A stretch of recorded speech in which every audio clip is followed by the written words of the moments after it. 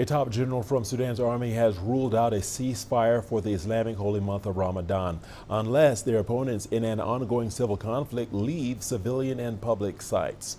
The army has been fighting a paramilitary group known as the Rapid Support Forces since last April, forcing millions of displacements and putting much of the country on the verge of famine.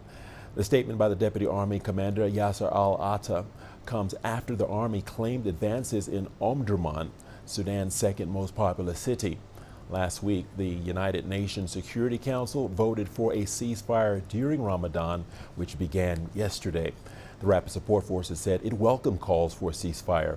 Meanwhile, as the fighting continues, the UN says nearly 25 million people, half of Sudan's population, need urgent aid.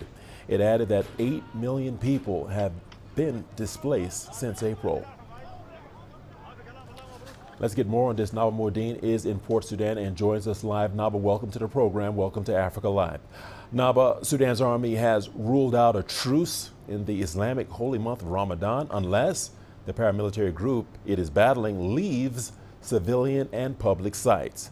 What is the latest on fighting across Sudan, Naba?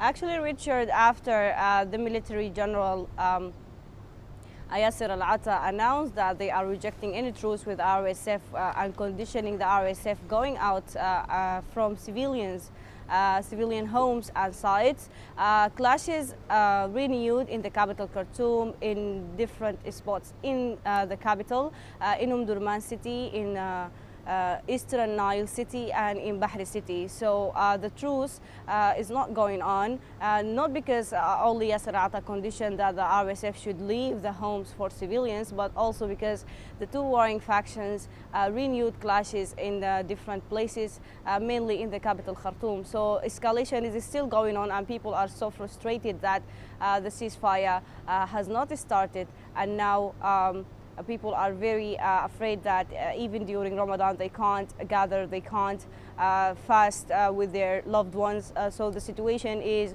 really deteriorating and concerning regarding the renewal of clashes in different spots in the capital Khartoum. All right, one final question, Naba. How is the humanitarian and security situation in Sudan as we speak?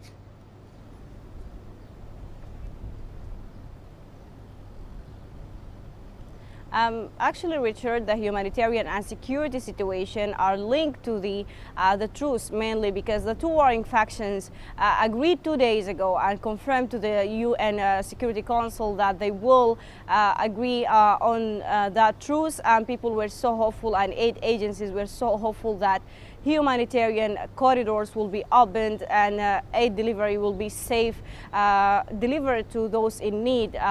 But because right now the truce has fallen apart and has not even started and the escalation took place, the humanitarian situation will heavily impact by this. Right now people are still suffering. Aid delivery is impossible due to the escalation and due to the closed roads and unsafe humanitarian corridors. Millions of people are in need, especially in Ramadan, because we know that majority of Sudanese are Muslims. So people right now are in need for food and for aid in different spots. So the humanitarian situation is bad, security situation is bad, and people are worrying that because of the escalation, the fighting will spread to even safe regions.